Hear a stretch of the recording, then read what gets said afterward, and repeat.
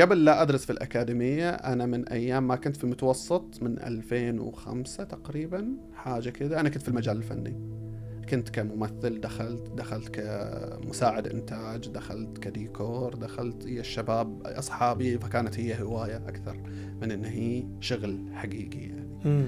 فالهواية هذه وقت اللي تخرجت من الثانوية أنا كنت أبغى أروح أدرس في الكويت، لكن تعارضت شوي ويا الأهل، خلينا نتكلم بشكل أو بآخر، أن الفن ما يأكل عيش. ده الطبيعي في 90% من نعم. الأسر العربية. يس. فأنا قلت لهم أوكي ما عندي أي مشكلة، فبقيت في السعودية، درست دبلوم حاسب آلي دعم فني.